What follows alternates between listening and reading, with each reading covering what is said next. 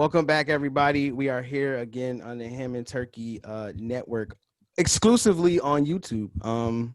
We are here to give you your finals preview as today is Wednesday at 5:03.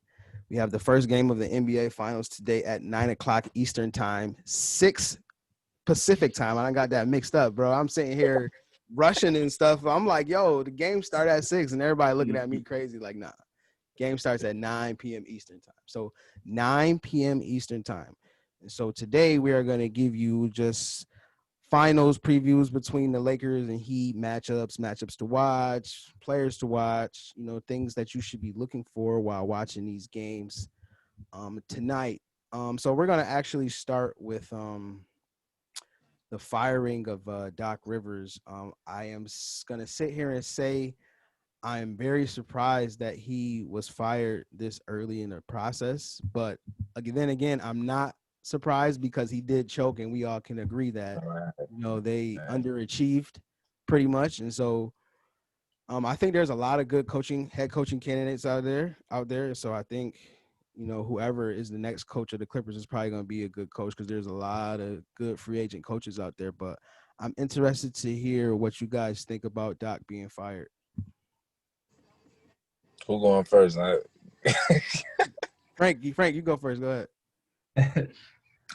Like you said, I think it was kind of early. They only gave him one season, but when you blow a 3-1 lead and make no adjustments, and that's on live television for everybody to notice that too. Yeah. It is what it is. I think everywhere he goes though, he brings the best out of his star players. And we've said he's got the worst record in what was it, game sevens or something like that. Yep. Yeah, but he's a solid coach. So I thought they should maybe give him one more year, but it is what it is. And they said he's got an interview with the Sixers, I think, today. Already. I knew he wasn't gonna be unemployed for long. Yeah. I mean, I ain't surprised that he got fired. I know it's early in this process, but Doc done went through this multiple times.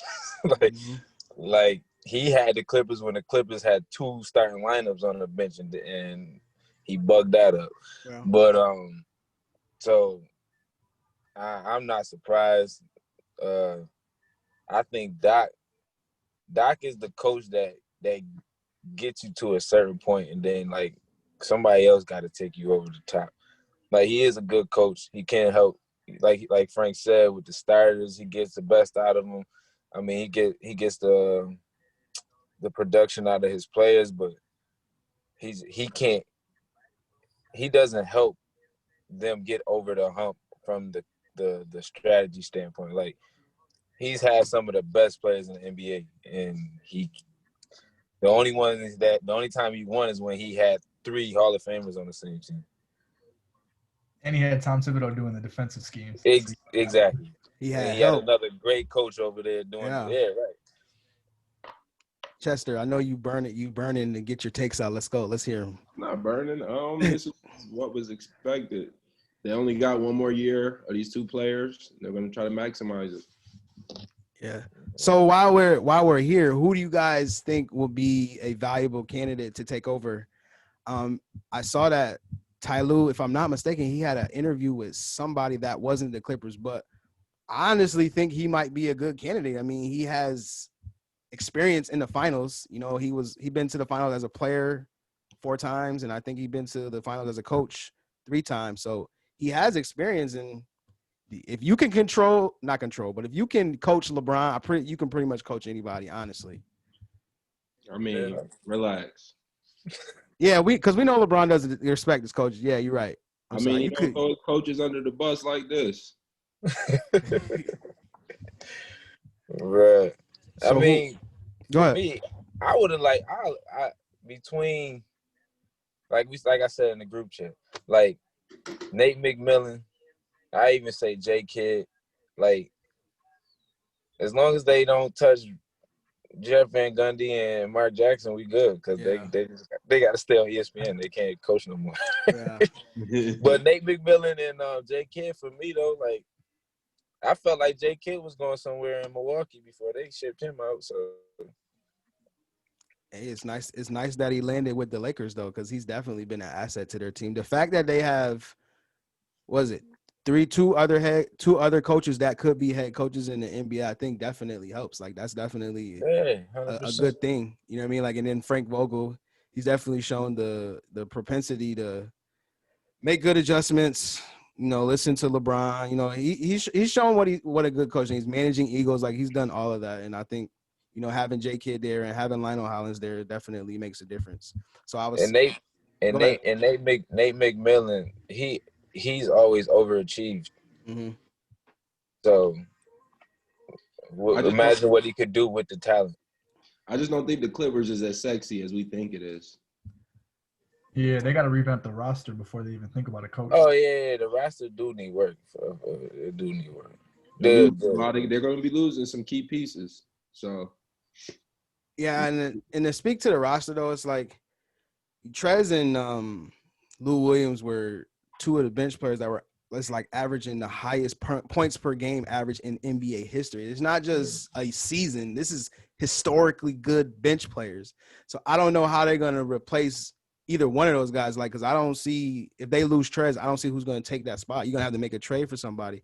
But like Frank said on the last podcast, they're so deep in the luxury tax when they gave away everything for Paul George. It's just like, I don't know how they recover from the deals that they made, because they literally went all in on one season. And see, this is the downside of trying to go all in on the season. When it doesn't work out in the way you think it go, now you stuck holding the bag. Like, okay, so what are we gonna do now? You know what I mean? Yeah, they got no assets left to even play with. Like they gave all their picks up for Paul George, and like you want to make moves now, they got nothing to give up. They can they're gonna be stuck. That goes to why I feel like you gotta have one of them coaches who's known for like overachieving, because it's gonna be the roster not gonna be how it came in. So you're gonna need somebody who's gonna actually like make adjustments and coach and do what he gotta do. I might have to go with Nate McMillan. Yeah, that's my number one for them. Yeah, he's a good pick. They gotta stay far away from like D'Antoni. Bro. I don't know how this guy keeps getting jobs, man. This is his method of basketball has proven throughout a 10+ year span that it don't work in terms of winning championships. Yeah, right. I'll say that. This is regular season fun. That's exactly. I mean, if you want to score a bunch of points in the regular season and beat teams in the regular season, yeah, he's your coach. But if you want to win a championship, he is clearly not your guy. He had Dwight, Nash, and Kobe, and couldn't get anything out of that team. I don't put that against him. Nash had that. He had that nerve injury, and then Dwight. That was that was rough. Nah, that wasn't him. But even when they all were healthy, they still wasn't looking as good as they should, as good as I hope they would have looked. Yeah, but they had the situation that the Clippers had too, where they couldn't be on the court long enough for the chemistry to be right. Yeah, so D'Antoni's definitely out for me. If it was me choosing the coach, man, I'd probably stick with Ty Lue, man. I'm not gonna lie. I know it's not a sexy pick, but I think he'd be the one that he already know the roster and they're already comfortable with him, and it wouldn't be that much turnover. But I agree. I wouldn't be mad if they hired Nate McMillan either, though, because like you guys said, he's been overachieving his whole career. So why not take a roster I say they have a top 5 roster, even if they lose Montrezl Harrell. I would say they still have a top 5 roster. Another sleeper pick. I don't know if you guys know. I think he's an assistant coach for the Warriors. You guys know who Ron Adams is? Educate us. Educate me. Excuse me. He was an assistant coach for the Bulls when they were doing their thing in the early 2010s. I think he's a good fit. Like everywhere he goes, those teams seem to succeed. So I think he should make that push and be a head coach. I don't know. I don't know where he is right now. I gotta see. I don't know if he's still with the Warriors. I don't know, Frank. You just said he was in Washington. I don't know how much he succeed in there. No, he said he was with the Warriors. Oh, with the Warriors. The Warriors. They ain't succeeding this year neither. That's because of injuries, though. He's been an assistant coach there for a while. Okay. Nah, and if he go to state though, I mean he's sitting behind some pretty good coaches. Right. Yeah. I remember when we did the LeBron podcast last year, Chester. We were talking about how good of a coaching staff Golden State has and how good of a coach Steve Kerr is. I don't think he gets enough credit for how good of a coach he is in terms of like Phil Jackson was the one who I watched who put the importance managing egos and how important that is as a coach. And I think Steve Kerr is like one of the best at doing that. When you got KD, Draymond, Steph, and Clay all on the same team, I can imagine how tough that might be to manage all those egos. Well, you saw that last year when, Draymond called KD a B. Like, that junk just fell apart. They still made it to the finals, but it essentially just like fell apart. You know what I mean? Yeah, that's tough. So That's tough. just want to put a little plug in there for my guy Steve Kerr. Any other things for the coaching tree before we get to what we here for the finals preview? I can't really think of anything that fits the Clippers right now. That's it. Yeah, we gotta see what that roster look like come the summertime. Get through the off season, get through free agency, and then decide. Okay. Yeah. I mean, yeah. It got. I feel like it got to be an established coach, or at least somebody who's been around for an extended period of time. Absolutely. All right. So, as we segue into tonight's finals matchup, we have the Lakers and the Heat competing for the NBA championship, and I just want to quickly recap each team's series. The Heat played the Celtics, and honestly, it kind of played out the way we said it was going to play. We all picked the Heat because the Heat, they play together. They play the most together I've seen in the playoffs right now. You know what I mean? And it's tough. It's tough for Boston, son, because Boston, everybody on that team who's a top player wants to score. Yeah. And they want to score and crunch. And that's the thing is, when they need a bucket, they're fighting. I don't know if y'all saw that last game, that one game. It stuck out to me. I think it was game 5 when they to force game 6. So Kemba, in the last couple minutes, JT was snapping, and Kemba kept trying to take shots, and he took like 3 shots and he missed them all. And finally, Brad Stevens just took him out, and they ended up winning the game. But I was like, yo, if they keep Kemba in this game, they're gonna lose because he keeps trying to shoot. And see, that right there, that moment right there is like, there it is right there. Everybody who's a top player on that team wants to shoot instead of taking a lesser role and doing what it needs to be, to win. And I don't see that from the Celtics, and I think that's the big reason why they lost. Kemba doesn't really – I don't see him impacting anything other than scoring to begin with. So, like, what if he's not hitting shots, what is he doing out there? Exactly. Yep. Is it giving up points? Yeah, and with Miami, like, they got I don't want to call it the Golden State syndrome, but, like, they just go with Jimmy first. But if anybody going, like, Jimmy don't care. Jimmy don't care. Bam don't care. Herro don't care. Like, nobody cares. Yeah, whoever's going, that's who we going to. Shoot, I knew it was like that when Jimmy in that last series, Jimmy was like he hit a couple shots and said, I'm not passing no more. And they all said, cool. Like, yeah, that's a different type of chemistry to just be like, all right, go ahead, do your thing type deal. And then you got Herro going off of 30 in another game, and I think Jimmy might have ended with 14 in that game or something like that. Nobody cares. But that's how a team's supposed to play. Exactly. That's exactly how a team's supposed to play. And I mean, the unselfishness of the Heat team is just next level. And then on top of that, they got the coaching guy, man. Like, you heard LeBron this week talk about how good Spoelstra is, how prepared he is, how, just his attention to detail. And that shows in these series where obviously we know that the Celtics have a better team in terms of talent-wise. But in terms of an overall team, like you said, chemistry, the Heat's chemistry is just unmatched, man. Like, and that's what's going to keep them in this series for real. Yeah, Celtics don't have more talent. They just have more talented players than the Heat. No, they don't. Nah, they got two of the better. They got the 2 best talents.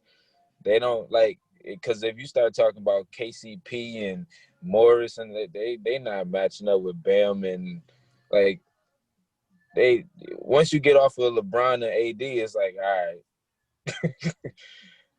Like, you can match up with everybody else pretty much.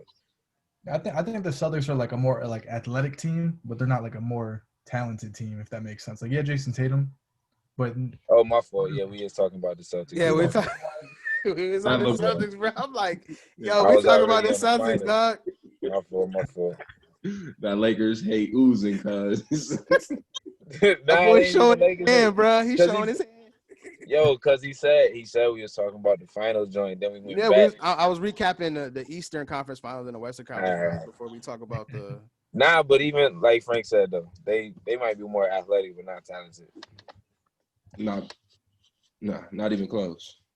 Yeah. I wouldn't go with Plus, not they even all still close. young. They Like have. Go ahead. I'm sorry. Go ahead. the Miami Heat got like the perfect. I mean, not perfect, but they have like the best combination of vets and young talent. Like so, like it meshes well. Like because even one of my boys, like he a Miami fan, he was talking about Herro, how Herro get ripped all the time, and sure enough, it was a game 7, yeah. Herro got ripped like 4-5 times. I watched it, like, hey, bro, but I was like, yo, he young, and then that's one thing that Miami doesn't have is like a backup point guard. They don't have another ball handler outside of Gordon, and I didn't realize that until game 6 and 7. Speaking of that, where's Kendrick Nunn been? I haven't seen him at all. Yeah, they don't play him. I don't know why. Like, Yeah, I was like, what happened to Kendrick Nunn? He was like a fan Told you favorite I at ain't the know beginning who of he the year. was, man. they said he got corona and he hasn't been the same. Oh, Oh, okay. all right. Okay. My bad. Dang, Man. that's I awful. ain't take That's awful to hear. Goodness, man.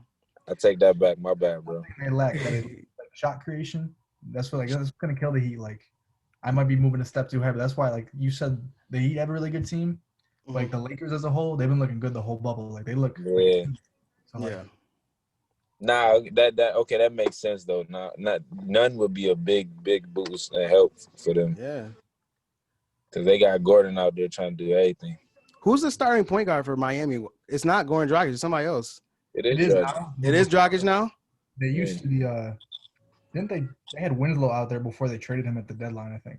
Okay. Because I'm trying to think. I was like, yo, who is their starting point guard? Because I thought they kept saying that Goran Dragic was coming off the bench doing this. I didn't know he was starting. That's why. All right. Well, so as we segue to what was it, Lakers Nuggets? Obviously the Lakers were the better team, clearly. Yeah.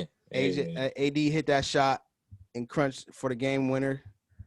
I don't really think the Nuggets have the firepower to keep up with the Lakers. And again, as I said on the last podcast, they have a lot of young players, like a lot of young role players. And the Lakers have a lot of older established players, which I remember Jeff Van Gundy was saying. He was like, that's the difference in the NBA. It's like older players know pretty much what they are. That's why it's quick. They quickly assimilate to the bubble because they already know what they're going to do. You know what I mean? They already know how they're going to impact the game. The younger guys, they want to go out and score. You know what I mean? And it's tough for them to navigate the game. And I feel like the Nuggets have a lot of players like that, you know, and the Lakers clearly show how much chemistry matters because the Nuggets may have had a more athletic team, but the Lakers are a better overall team. I mean, and that goes into the fact of like when they talk about like the draft, how like the draft is so young now. Mm-hmm. Like, but a lot of the players, minus what LeBron and AD, like a lot of the players, they don't went 2-3 years in college before they got drafted. Yeah, and that helps because that experience helps. Like I get you know you take the potential and you take the okay, we got them for this amount of years and they can develop it. But when you got somebody that knows who they are, you can assemble around that. Yep. And Jokic was in foul trouble the whole series too, so that hurt. Right. Sure. We talked about that though in the other podcast. I was like, "Yo, AD gonna do what? Who Denver played in the they was doing the Zubac. Yeah, I was like, "Yo, but AD gonna do that and score." Yeah, like that's different right there. Yeah, I think that's what. I don't know. I don't know. The Nuggets. I don't know what that was. I just want to give that as the Lakers just stepping up and playing defense. Yeah, right. I don't want it's nothing against them. Like I don't think it was like a Nuggets lost it. Like, well, LA went and won. Absolutely. That's exactly how I put it. That LA went and won that series, and that's kind of. I mean, like I said, they're a superior team. They don't have anybody that can actually efficiently keep up with AD. And Frank said the last podcast is like AD probably has been the best player in the playoffs. and he's every series. I feel like he keep getting better. He keep getting more consistent. I mean, like I think it was like the first round series. He might have had a couple dud games, but other than that, though, all the games pretty much been he been consistent, like 20, 25, and 15 or whatever the case may be. Like he is definitely the key to the series. He's the key to the finals as we segue into the finals matchup of the Heat and Lakers. I wouldn't say it's him. I would say it's just having length all the time. Like no other team has length like them. No, length like that, and they got two people who can control it, the tempo of the game between Rondo and LeBron. Like, if things getting shaky, Bron could go do his thing real quick. If they need to pick it up, pick the speed up, Rondo, let's go, let's get it going. Like they got two people that can control the flow of the game. So like, and they all been there. So it's not like a panic situation. It's not like with Denver, it was like, oh shoot, we down 7, 8, whatever. Pass, shoot, get it here, Jamal. Like just shoot, like let's try to score. And where on the other end, if the Lakers get down, it's like, all right, let's get a good possession. Okay, we got to buckle down on D. Okay, let's get another good possession. Oh, we got to still transition. Like they got people who can control that situation, the situations. Kenny the Jet Smith, he always talks about controlling pace and tempo. That's one of the things I had to learn about basketball, like how, important that is. Like some teams like to play really slow. You know what I mean? If you speed them up, they're kind of uncomfortable. You know what I mean? And so I feel like as I'm sitting and thinking about these matchups, the Heat obviously have a younger team, and they play together, and they have a better coach, right? Yeah. But the Lakers have two players that are in the top 5, consensus top 5. I mean, they got arguably the best player in the league, and then a top 5 player in the league, and that means something. So I'm sitting here weighing the fact that the Heat have a complete team. Both teams have a complete team, and the Heat play together, and the Lakers play together, but also have 2 top 5 players.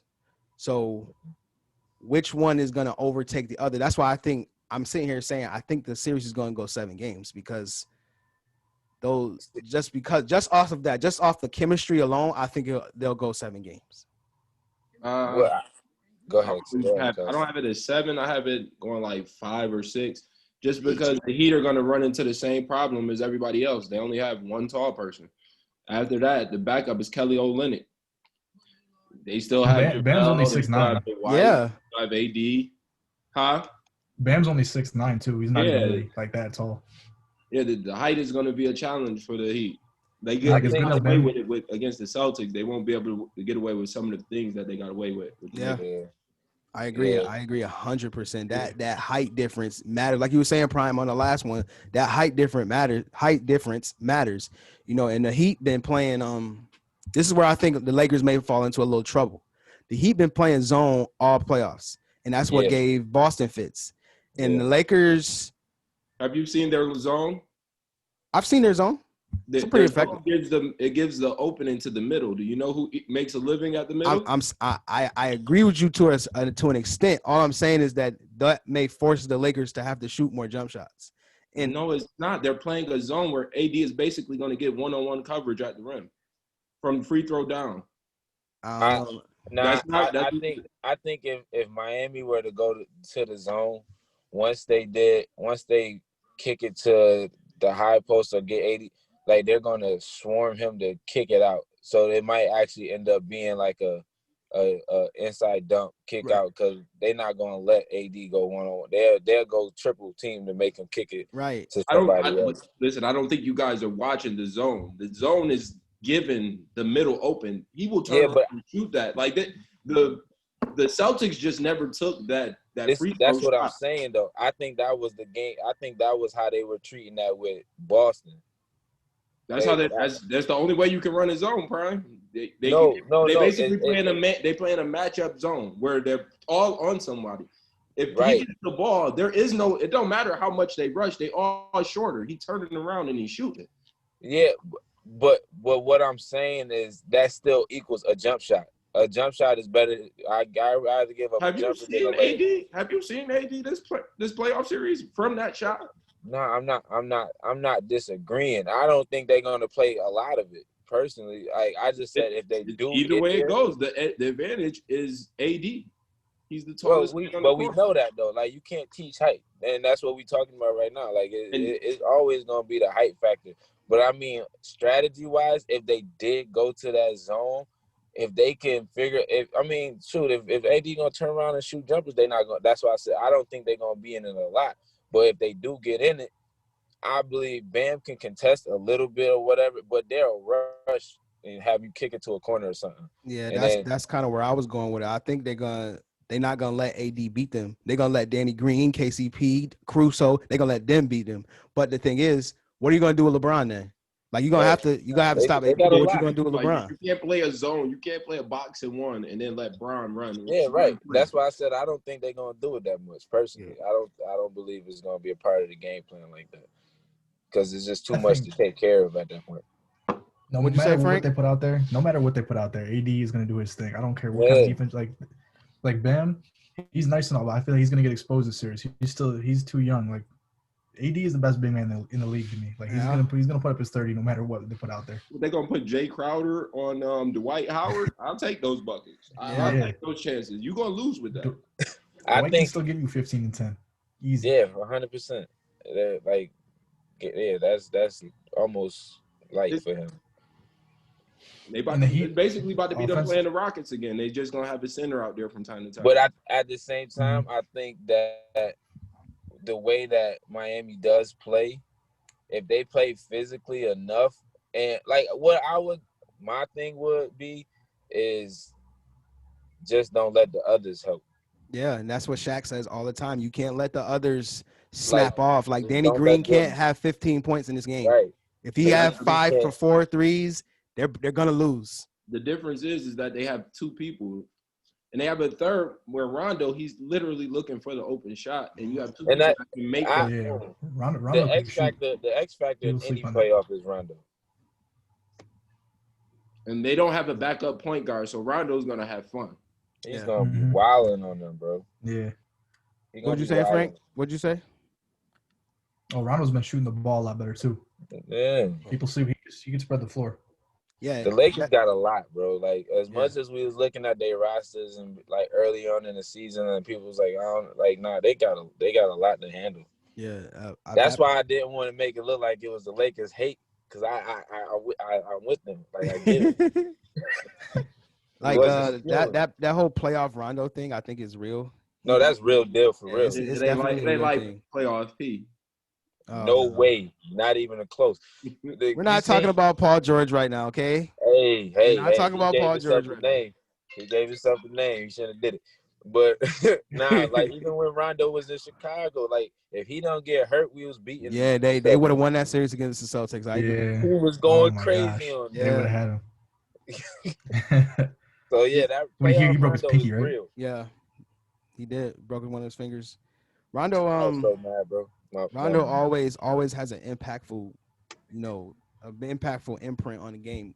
Anytime he's in, you know what I mean, either he's gonna constantly find an open man or he's gonna penetrate and kick. Like Rondo is that guy. He gonna defend. Rondo does whatever needs to be done.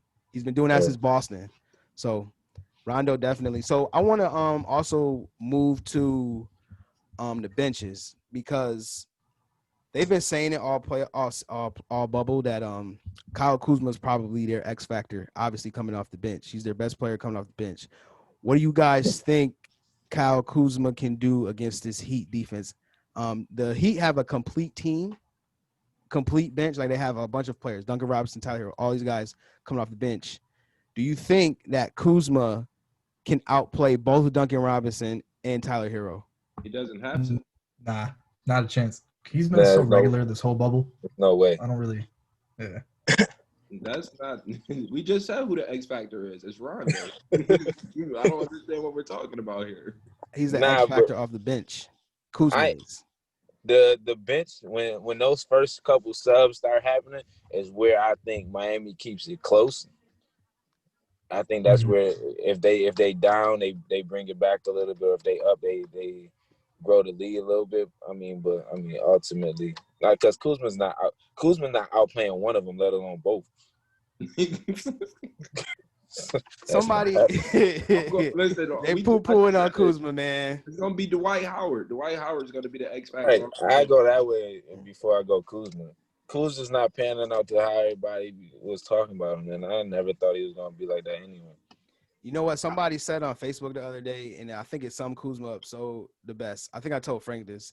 They said Kuzma rather be the best player on a bad team than the third best player on a championship team, and I can see that in his game. Is that Kuz? Yeah. I don't know. I don't really put him in top 3 anything. To me, he's just on the roster. Like I don't really see anything special about him. What he said was that somebody said that he'd rather be the best player on a bad team than be the third option or the fourth option on a good one. Yeah, but I don't think he's capable of doing either of those things to begin with. So. I'm not gonna lie, man. Kuzma, for me, he does get a lot of extra. What's the word I'm looking for? He gets a lot of extra hype, and I like when they need him. It's like he's never there. Like playing with LeBron definitely takes a lot of pressure off him. But if LeBron wasn't there, I think he would like just be one of those guys that just take a bunch of shots.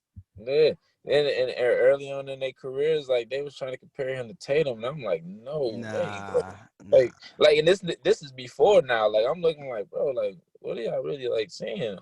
What are we watching right now?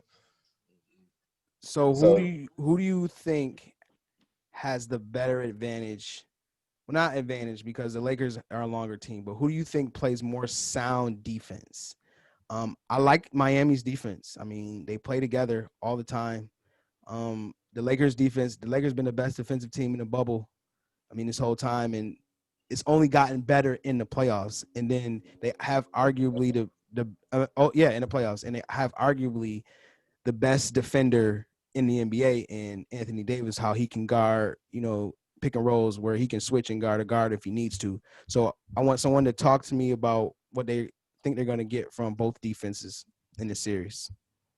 I think that this is where we're going to see the flaws in the Heat defense, just because, like, after watching some of the Celtics games, like the Celtics had good opportunities to win it from them playing that zone defense. It was just bad decision making.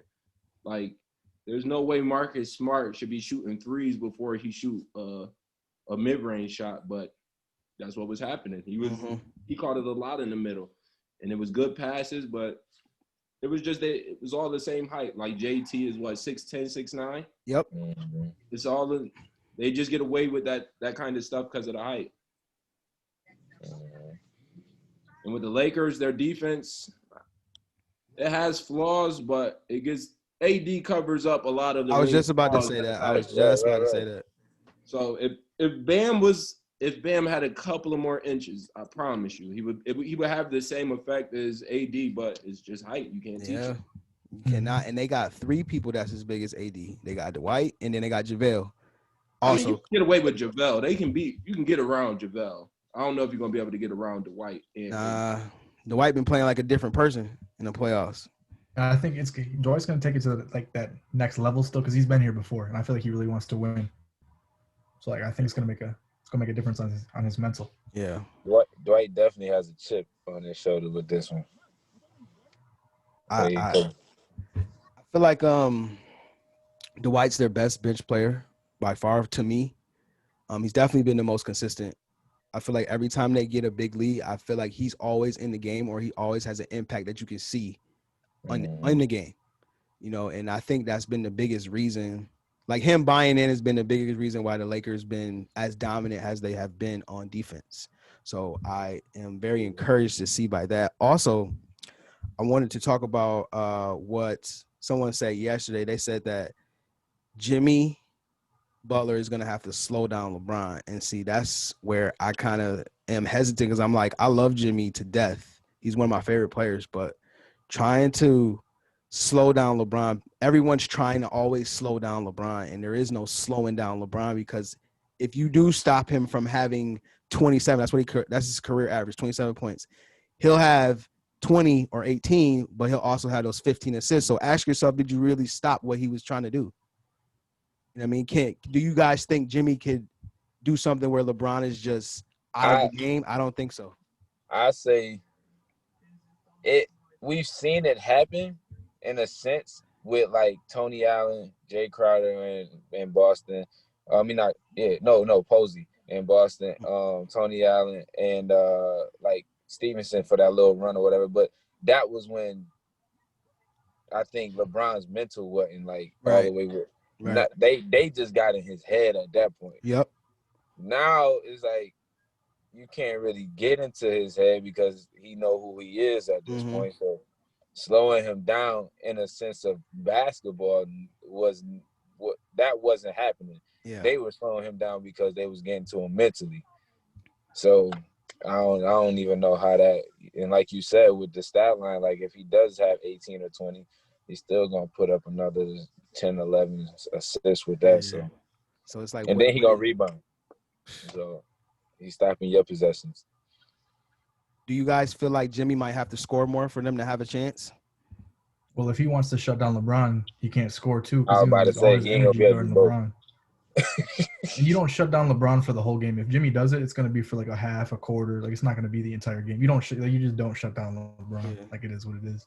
It's tough. He already lacked like shot creation. They can't score like that. So like if Jimmy puts all his energy out, they're done for. Yeah, they can't rely consistently on Tyler Herro and Duncan Robinson to give them like 25 a game. I don't think they can rely on that consistently. I like both of those players, but this is a different stage. They're not in the upper echelon of I agree. They're not like the super consistent players where it doesn't matter what environment they're in, they're going to give you 25. I don't think they're at that level yet. But Chester, what were you got to say? I don't think Spo's going to put Jimmy in that kind of situation. I think he's going to throw as many bodies at LeBron as he can. Who do you think starts out guarding? I honestly think Jay Crowder's going to start out guarding LeBron first. I mean, it's going to be a team effort. It doesn't matter. It's going to have to be a team effort. I think Iggy's going to be the one that finishes the game. Yeah, I was going to say. Oh yeah, but Jimmy going to do that on his own, even if it wasn't the plan. I mean, he's going to get bodies thrown at him, and it's going to tire him out. Yeah. So that's where we go back to, how impactful AD is going to have to be to win this series. Like, every time they dump it down to him, I feel like he's going to have to score. And he's going to have to consistently score because, like you said, they're going to be throwing a multiplicity of bodies at LeBron to make sure that he doesn't have the crazy impact on the game like he always has.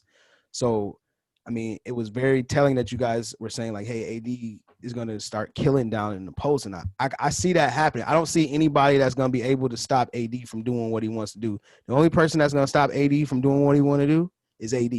And that's usually how it goes for every game that he's in. I can say that this playoffs, AD has showed me that he can be a dog. You know what I mean? Like he can be that guy. But it took for him to go and play with LeBron, for him to bring it. So LeBron did what D Wade did for him. Yeah. No, and that's how it's supposed to be though. That's how it's supposed to be. Yeah. You gotta get around the right people to progress in life, let alone basketball. So I just think he's nuts saying that.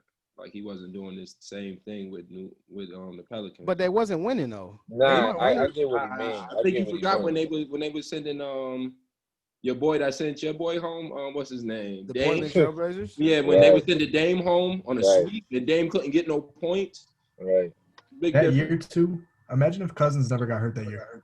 Exactly. That team could have went crazy. Things happened that AD just didn't. It wasn't because he was just trash that they wasn't winning. Well, I'm not saying he was trash. I'm just saying he's in a better role now. He's in a role that he can thrive in. And like Prime was saying, it's all about the people that you're around and the team that you're on. That's all. I was just pointing out that he's in a better situation now, and we're seeing he's full blossom AD.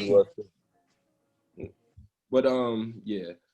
I think that what's going to happen is what happened in every round. When the better big man gets up, the other big man is going to get in foul trouble. It happened with AD and Jokic with Zubac.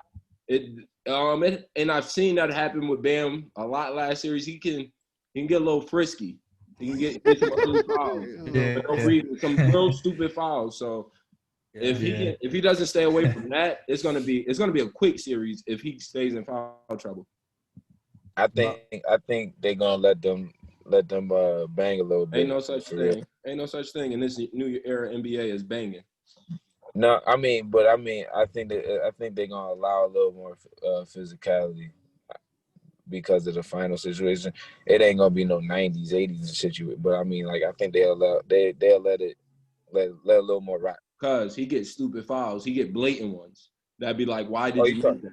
Well, yeah, that's that too. Yeah. The big man foul trouble thing is something I had Oh, noticed, that's big time. and I was just like, man, like these big men cannot stay on the floor, Mm-hmm. and it messes with, the rotations and and it messes with the changes and adjustments that the coaches have to make. So that's definitely something that's going to need to be watched in the series. Even he have to find a way maybe to try to get AD in foul trouble. I don't see a way they can successfully do that. But if they got AD in the foul trouble, maybe they might have another, shot to win this. But I want you guys to talk about what do you think you're going to see from Tyler Herro, because somebody brought up a point yesterday while I was watching. I think I was watching Speak for Yourself, and they were saying like Tyler Herro is just fresh off coming from AAU basketball. Essentially, obviously he played at Kentucky, but I'm saying he thrives and playing in an AAU atmosphere, and that's pretty much what the bubble is. You just go in and hoop.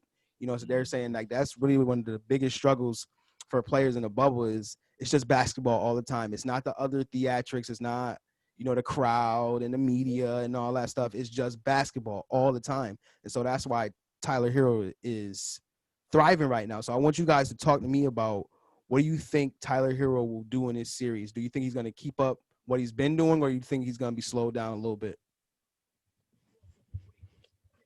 I think he's gonna do what he's been doing. He's a basketball player. That's all he's out there doing. He's just out there playing basketball. If he get 38 points, cool. Nobody's expecting it, but if he does it, it's great for the Heat. Yeah. Yeah, I think Tyler Herro, he got too much swag to get him rattled, man. He played with a different type of energy. So like, you put him anywhere, he gonna think he the nicest person on the court. So In the NBA, you have to have that mentality. I don't think you yeah, can you be in do the though. NBA without that mentality. You know who got me on that train though? Is honestly Deion Waiters got me on that train. He was like, "Yo, what he say?" He said his mom passed away and his dad passed away. He was like, "Yo, I have to have this mentality. Even if you don't really feel like you're the best, you have to at least like show that I'm that guy, just to show that you're not sweet or whatever. Like you have Listen, man, to." confidence is a hell of a drug, bro. It is, bro. It definitely is, bro. That's why that real talk. Them teams that Denver came back on, they gave him confidence. They let him win the game. The confidence is a hell of a drug, bro. Yeah. It got Deion Waiters back on another roster. Deion Right. Waiters See? is gonna get a ring no matter what, and I'm happy to say that my boy gonna get a ring no matter what. Yes, sir. So I want also to, as we get to the coaches, I want you guys to talk to me about who you think has the advantage in the coaching battle. If I'm sitting here looking at it right now, it's basically Eric Spoelstra has to go up against Jason Kidd, Frank Vogel, and Lionel Hollins. I like Spoelstra. I think he's done enough to be considered as a Hall of Fame coach, especially by getting this young team to the finals. I think that's definitely another notch under his belt. But three minds are better than one. So I want you guys to talk to me about what do you think you're going to see from the coaching battle. Well, I think Frank Vogel might know what Spoelstra was going to do a little bit because, he matched up when he was the Pacers coach for a couple years. So, like, he's got experience facing his teams, and he's got his previous best player on his roster now. So, yeah, I think it'll be a good battle. Yeah, obviously, that'd like you be said, tough. 3-1. Yeah, that's gonna be tough on Spo. I think one of the advantages on Spo for Spo though is that where he came from as that video manager, like he understands and being in meetings with Pat Riley and all, like he understands what he has to look for. He understands how to break down tape. He understands, like, I mean, in that sense, he can I think his game plan might be better, but in-game adjustments, I mean, you got three people that right, know what they're exactly. talking about. Not to mention two of them on the court, because you got yeah. Rondo and you got LeBron on the court. So he might get out coached because he ain't got enough coaches. Right. He don't have enough competent coaches like Yeah, he ain't got Lionel enough coaches. Hollins. I mean, all these guys that the Lakers have done coached on the highest level or play at the highest level. Jason Kidd's won a championship. Lionel Hollins has coached in the Western Conference Finals. Like these guys have been there and done this. You know what I mean? So Frank, what do you? 94 feet a game on Instagram, man. That's my guy right there. Who? His Instagram is 94 feet a game. I can't recall his name right now. Oh, he a trainer though, but he been there. He trained everybody. Okay. But he on that coaching staff though too. Oh, is he? Okay. Yeah, I can't remember his name. I'm mad that I can't remember. I'm gonna get back to you. It's supposed to be your guy. You don't remember his name. I can't. It be like that sometimes. When I need to know it, I know it. I don't know it. Then when we get off of here, I say his name. You'll recollect. Chester, we said, what are we gonna see from the coaching battle? From Lionel Hollins, Frank Vogel, and Jason Kidd versus Spo. I'm gonna give it to Spo. Just because he's been managing egos his whole time of being a coach since the beginning of him being a coach. So he good in the area. Yeah. Phil Hanley. My fault, Phil. Phil Hanley. Phil Hanley. All right. Yeah, Phil Hanley gets a plug on the Ham and Turkey Network. So yeah. Go out and find Phil Hanley and follow him on Instagram. Phil Handy. Phil Handy, man. He's one of the best trainers out there. He on that coaching staff in LA too. Oh, is he? Okay. All right. Yeah. That's what's up. So you met him before? I haven't met him, but I follow him, and he used to have like open runs with all the NBA players. Like you had to be NBA elite or in college elite type deal. But so he's like Rico. He's like Rico Hines. Yeah, pretty much. But he's working with he on the LA coaching staff, and he was one of the ones working out LeBron and AD early when they was showing like their little workouts, or whatever. That was him training them. Oh, okay. Yeah, that's what's up. But yeah, to the coaching battle though, like I said, three minds are better than one. But Spo's really good. Like his attention to detail is crazy. I'm interested to see the back and forth that's gonna transpire between these four coaches. I don't know. I really don't know who to give it to, man. I'm excited to watch this series because I feel like it's gonna go back and forth consistently. Like it's gonna consistently go back and forth. That's why I said I think it's gonna go 7 games. Like I really feel like the Heat have enough. Obviously, the Lakers have enough, but I feel like the Heat have enough to compete. So, as we sit here, I am going to give my prediction. So, I think that the Heat will win in 7. Ooh-wee. I think they'll win in 7. I think Spo will figure out a way to contain AD. Spo's coached with LeBron, he's coached LeBron. He's seen LeBron up close and personal at his best. I think LeBron's best years are his Miami years in terms of like athletically, physically. Those are his best years. So Spo has seen LeBron at his best. So I think Spo can devise a plan with as many players as he has, competent players as he has, to limit LeBron and also limit AD. So I think the Heat have enough to take down the Lakers. Heat in 7. That's my prediction. Hey yo,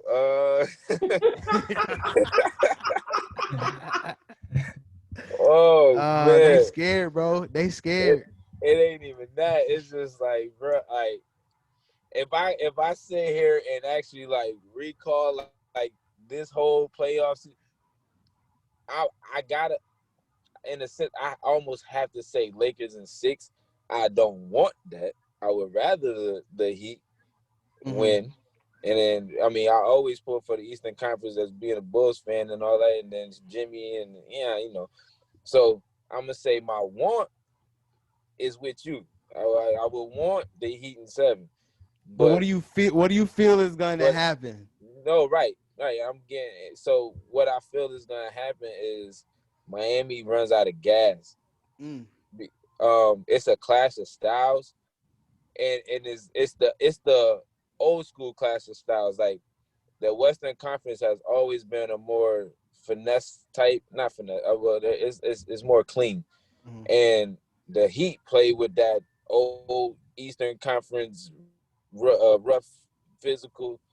We here Yeah. type situation, and I think the players that the Lakers have, they can't they can hold tight with that. Yeah. Like you're not rattling Rondo, you're not rattling LeBron. And LeBron is in AD head now, so you're not rattling him right at this point. Right. So like, I think Miami's gonna stay in there. I think they're gonna stay in there and put up a fight. But I just feel like at some point, because they almost ran out of gas with Boston.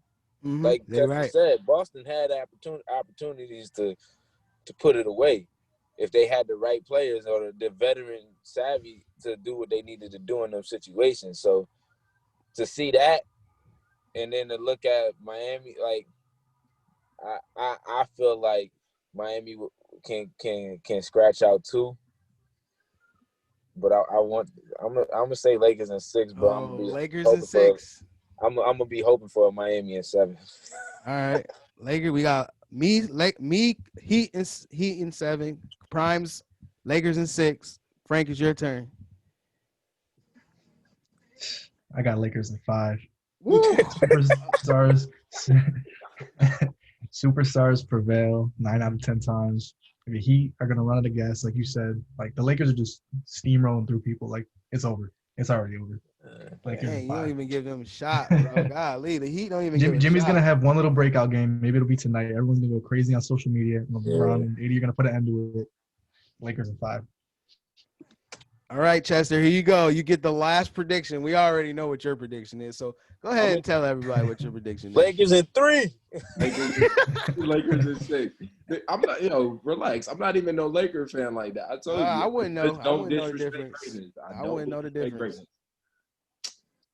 Right. I don't disrespect greatness. That's it. Me neither. I can I'm gonna just look at you because you crazy for that. Oh, I got better at that. I got better over the years of my life of appreciating greatness. right. You have to appreciate greatness. I definitely appreciate greatness. I just don't think everything that he does is great. That's it. I mean, when he does stuff that's questionable, I call him out on it. When he don't, I say, oh, he right, does. but he done been to the finals 10 times. There's some teams, some franchises that's older than him that have not been to the NBA finals 10 times. It's a different. He can have moments, but his overall is great. It is great. I everybody who knows me, they know how much I love Kobe. I put LeBron over Kobe all the time.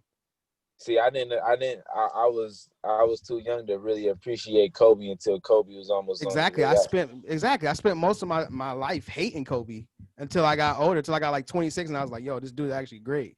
But matter of fact, I didn't appreciate 24. I appreciated 8. I had the afro and everything. Man, I hated 8's guts, bro. I couldn't stand 8. Yeah, chill. Yeah, So we got me. bro. I'm the only person. Am I really the only person that's taking the Heat to win this series? Yeah. Yeah. Because you appreciate greatness so much. I do appreciate greatness. Why do you feel like I'm not appreciating greatness? Because See, I'm the thing is, because you're saying things that you don't believe. like what? The Heat winning in 7. That's I it. just gave you reasons why I feel like they're gonna win. All right. hey yo, Cool.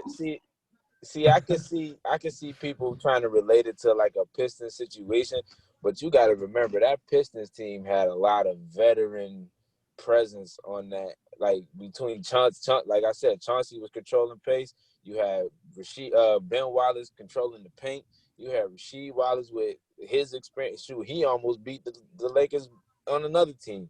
And then you got you had Rip and Tyshawn. Tyshawn was young, but he still had Ben and Rasheed to help him through. Like they had a lot more on that team that isn't mentioned than this Miami team where you can see that Pistons team wasn't running out of gas, bro. Like it wasn't happening.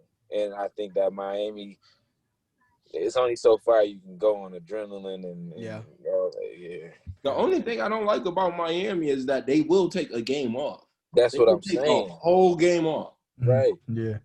And they don't have that backup point guard. Like they don't have it. They don't have that point. They can't expect Gordon to be out here like that. Listen, you put Gordon in front of Rondo, that's gonna be a long night. That's what I'm saying, right? That's what I'm He just don't saying. score enough points.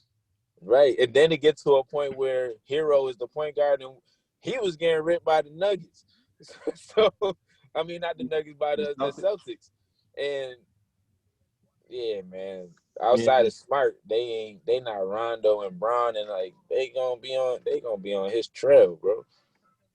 Not saying he ain't gonna perform, but I don't trust the Lakers role players for 7 games. I mean for 4 games. That's just me. I don't trust them. You haven't trusted them since the first series. That's not true. Look how far it's got them.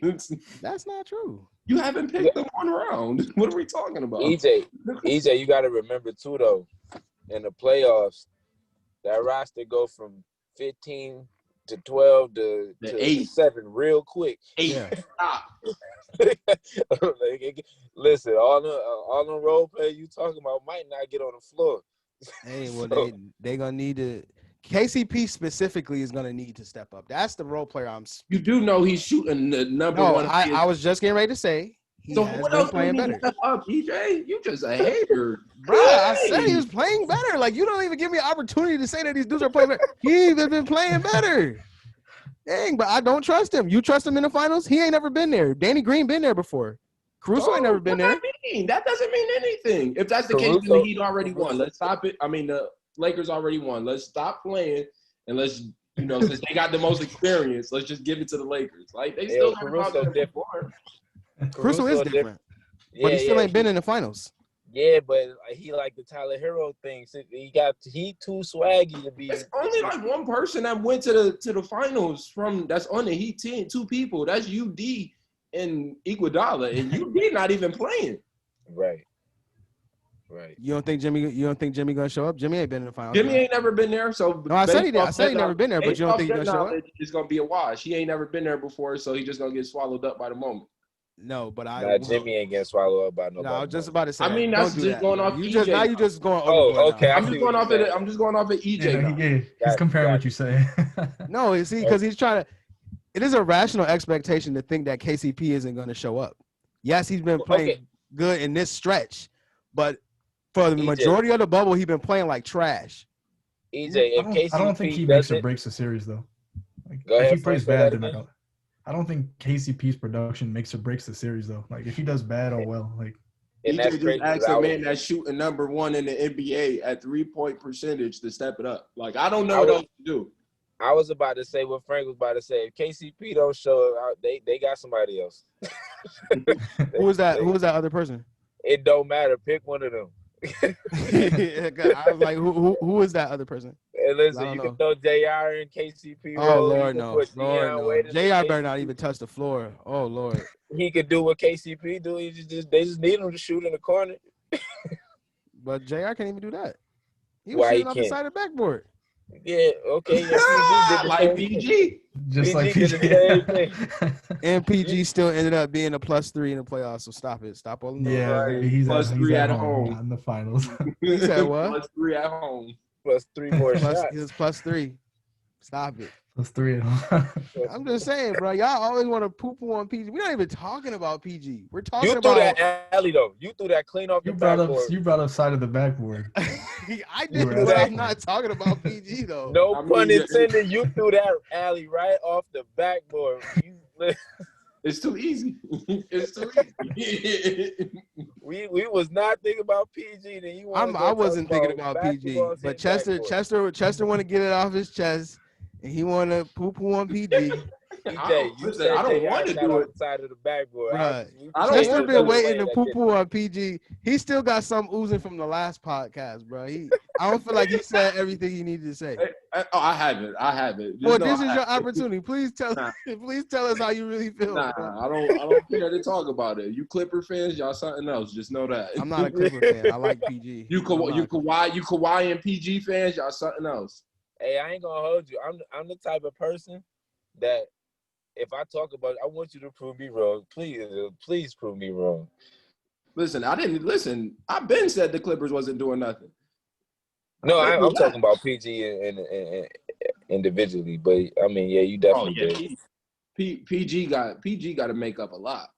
Yeah, he definitely does. I will agree with that. I mean, listen, your superstar, you can't give up 5 picks for somebody to go +3. Yo, you know what? That's a whole fact. +3. I could have got a +3 from somewhere else. All I'm saying, I only bring that up because people act like he literally was playing the worst he's ever played in life. EJ, that's really bad for a man that you said dominates 4 games of the 4 stages of the game. To me, he does. I told you, dominated 4 aspects of a game, bro. If the conditions were different, he fell victim to the bubble. He fell victim to the bubble. EJ, if you can dominate 4, even if you 50%, you dominating 2. Like so, that boy dominated with a +3. My man had a bad series, man. That's all I bro. Bad playoffs, bad run. I said bad run. But KCP got to step it up. KCP definitely have to step it up. So what? Wow. Okay. So y'all telling me y'all rather take KCP over Paul George? That's basically right now. Absolutely. Yo, I take KCP over playoff P. See, people just be irrational, bro. You saw they about playing the same. Shoot, I mean, we ain't losing nothing. We ain't gaining nothing. What'd you say, Frank? They called him laid off P ever since he got Doc Rivers fired the other day. Oh my gosh, bro. Hey yo, you know what? I don't even blame all that on the Clippers for real because I blame Kawhi a little bit. Kawhi went and told them to go get him. And I bet you Kawhi really did do that though. Like, they said it. That's what he said. EJ, is Kawhi toxic? Because you done ignored that text like 3 times. Is Kawhi toxic? Now you can't dodge it. Okay, so here's my take on that. First and foremost, I need you to define to me what do you mean by toxic. Oh, we not about to do this. What? I need you to define to me what you call toxic. We're not about to do this because when they said LeBron was toxic, boy, you had the flag toxic, waving. Though. You knew what toxic meant. Now we talking about your boy. Now you don't know what it means no more. We need to further this. Okay, so all I'm saying is, are you saying to me that he's awful for team chemistry, or are you saying like LeBron, he does stuff that you don't agree with? That is very harmful. I mean, he just did both. So what did he do? He just did both. What did he do? I'm asking. What did he do? He just got Doc fired. He got Doc fired? Absolutely.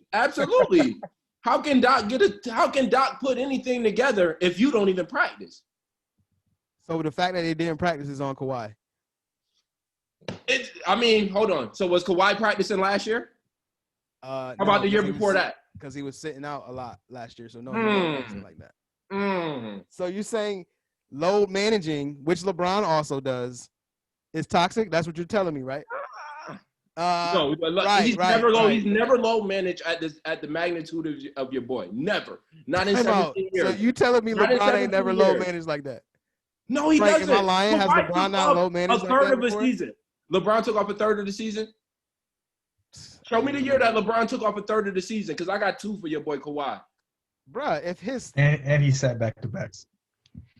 LeBron didn't sit back-to-backs either? You said what?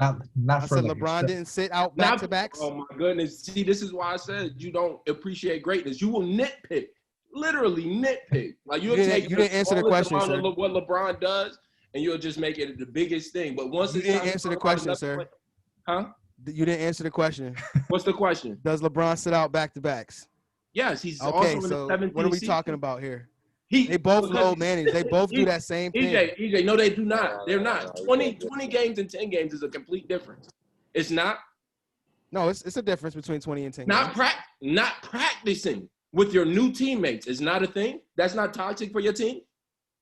No, it's not. No, I'm saying yes, that is toxic. Yes, that's toxic. Getting your coach fired, that's not toxic. What'd you say, Frank? Can we make this conversation the snippet of the podcast? Oh, it will be. It most certainly will be. No question about it. That's why I'm keeping it going. It's cool. People don't see these text messages we have between me and Chester. Did Kawhi get his coach fired? Doc got himself fired, bro. that's not all on Kawhi. If you want to be honest, let's say EJ, you play football, right? I did, yes. You did play football. I did. If your coach is implementing a system, but you never practice it, how can the team get better? They won't. They will not. Is that not toxic to the team? Son, was he hurt? No, he wasn't. Was that toxic to the team? He wasn't hurt, Prime. Was that toxic? You're not answering the question. Was that toxic to the team? Not to that extent. He wasn't hurt like For that. Toronto? You're talking about Toronto? No, right? I'm talking about this year. I mean, yeah. The year where the team came back 3-1. Yes, it was toxic to the team. I just want to make sure that we're fair here, and we give LeBron is also toxic though. Like, let's just call it what it is. Maybe not so much this year. Toxic. The only thing he did was get rid of David Black. I was about to say that. That's it. That's it. That's not the only thing he did. He tried to get this whole team traded. We went over this on the Lakers podcast. We did. So hold on. So it's not toxic for what's his name, Kawhi, to mortgage off the Clippers' whole future for PG to give up +3. Steve Ballmer is a crazy owner. He definitely has something to do. Don't put all this on Kawhi. I understand. I promise you. Kawhi Leonard literally, that's what his request was like. He said he wasn't coming there unless he was going to play with Paul George. But to put, they mortgaged their whole future, like, he didn't do that. He just said, I'm not coming here unless I play with Paul George. Just How like on him. How is that not on him? Hey, yo, I'm not coming unless y'all get him. They could. So we have to figure out how to get him. So the fact that the fact that the franchise acquiesced with his request is his fault. That's his fault. EJ, you got to think about it. If they don't, that is the complaint that you made for LeBron his whole 17 years. EJ, you got to think about it. EJ, it can't be convenient because you like him. If they don't get PG, Kawhi is somewhere else. Okay. But let's also. So I'll agree. I'll agree with this. Yes, that is a toxic move. But what LeBron did last year, was that not toxic also? When he tried to get the whole team traded at the deadline? I'm with you on it. Okay, so they're both equally as toxic. It's not. They wasn't doing nothing. Because he loved LeBron. That's why. Because he got a whole team. Because he got younger teammates traded to win a championship where they're at right now. Yeah, LeBron did get his younger teammates traded. Yes, he did. Oh, okay. I didn't listen. I thought it was a business. I thought that part didn't matter. Long story short, Kawhi Leonard should win after Brad Beal, and we would have been in a different situation. Nah, Bradley Beal's good, but he's not that guy. Bradley Beal is really good. Hold on, what has PG showed over like the past 5 years that makes him the guy for you? EJ, 5 years is a long time. You're telling me that Bradley Beal is better than Paul George? That's what you're saying? Yes. Bradley Beal would have been like, "Yo, Kawhi, just play defense, bro. I got this." Oh my God, bro! Y'all killing me now. Wow. Now PG went from a top 5 player to a scrub, bro. I'm done. So hold on. Who said he was a scrub? No, yeah, you said he was a top 5 player. He is a top 5 player. No, he's not. Wow. No, he is not. No, he is not. Oh, brother, slow down, play it. Yeah, Ernest, let me put it in perspective for you. Everything you saw Devin Booker do throughout the bubble, that's what Bradley Beal did all season long. He just didn't get a chance to do his thing because the Wizards suck. With 2 more inches on his height. They're never showcased. But Bradley Beal is nice. I'm not saying that Bradley Beal not nice. I'm saying he's not better than Paul George. That's what I'm saying. How does Bradley Beal average 30? 30. The man is the second option, but he's not better. 30. So because you average more points, you're better than somebody? If that's the case, then Kyrie's better than half the league then, right? I mean, he is. He just showed you there is no difference between him and Kemba. All that talk that everybody made, they didn't go anywhere special. They went to the Eastern Conference Finals. What are you talking about? They went the year without him too. They went the year that he sat out. So you would rather have Kyrie than Kemba, is what you're saying? Absolutely. We've already had this conversation. We've had this conversation before. We've already said, you've asked this on this pod. Yo, would you take Kemba or Kyrie? And Kyrie is the better talent. Nah, absolutely not. Y'all can't have Kyrie. Y'all can lose with Kyrie. You can lose with Kemba. I'm about to say, in that sense, we both lose. It's still a loss. Is a sexy loss to you? No, there is no moral. That's what no more like. Nah, but I ain't saying I ain't jump the Bradley Bill situation was because that would have worked out. Like, you know what you getting from Brad, bro, regardless of what the situation is. PG, man, you just seen it. Like, Yeah, man, what happened to that? All that defense. That's what I wanted to talk yeah, about. like even that What shit. happened to that defense? And how It ain't no wasn't how you there. got this how you got all these dogs, but LeBron the only one stopping Jamal Murray.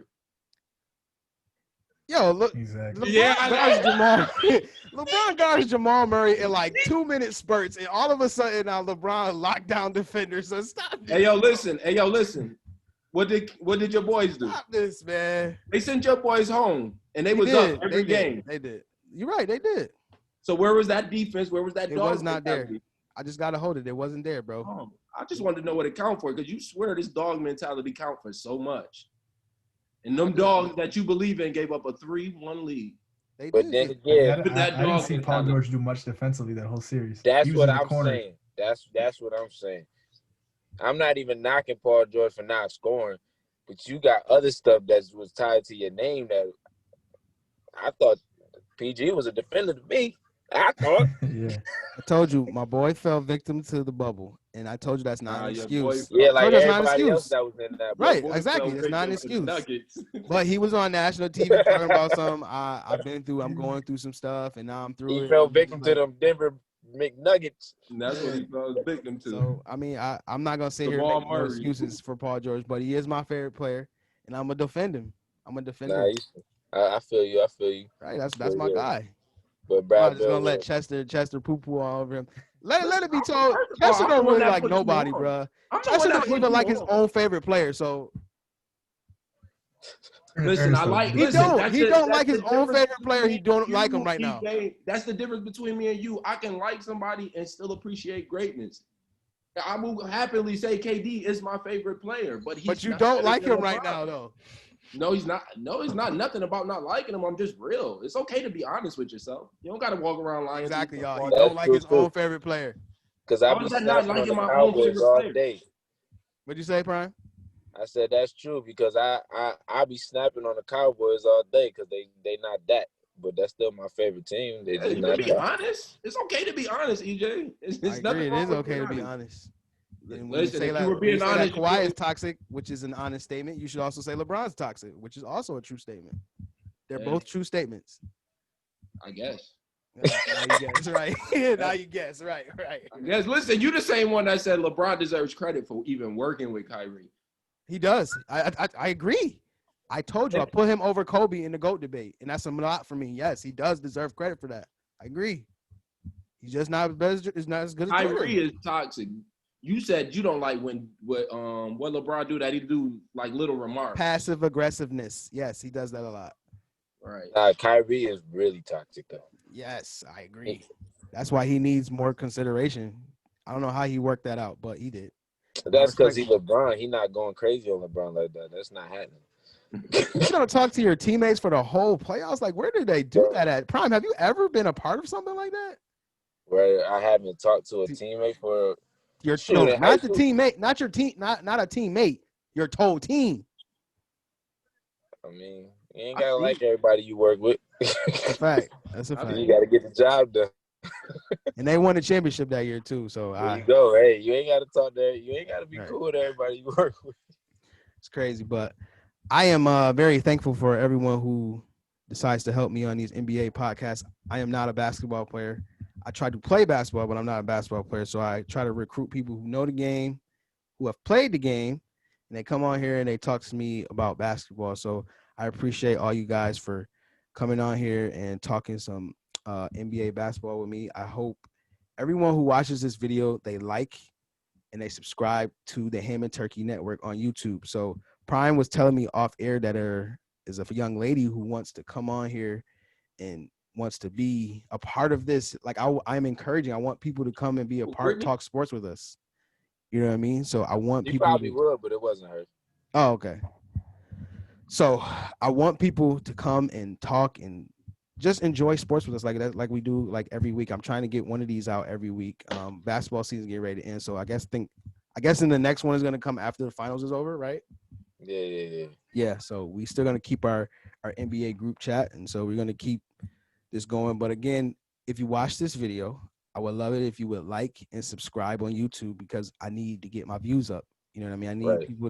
I need people to see, the Just Hoop logo on the Ham and Turkey Network. I need for people to see Frank's Jazz hat, and I need people to see how good Chester is at talking about basketball. So I need for everyone to see all this talent that is sitting here right now. So again, I thank everyone. What'd you say? Go ahead. What'd you say about Frank? Keep going. No, what did you about to say about Frank? No, Frank, those your hats? Yeah. They are. Oh, I didn't know that. I thought you was just posting hats. I'm gonna cop one. Oh, word.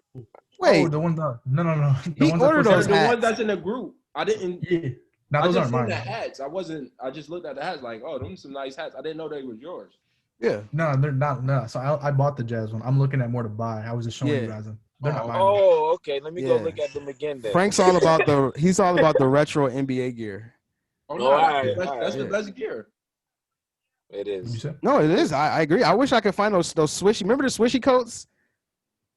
Hey, yo. Yeah. Those I love those coats. I wish I could find them somewhere, but they probably like You talking about the starter joints? Man. yeah, Them the joints starter. out There you here. go. There it is. The starter jackets. Yep. Yeah, they out here. I would definitely like to. They go for like 90. Oh, They do. do. They was going for a grip at one point when they first came back. Mm-hmm. They They were mad that. expensive. You were whack if you didn't have one of those coats. Yeah, This is before your time, Frank. My fault. I had a few. I know what they are. They came back.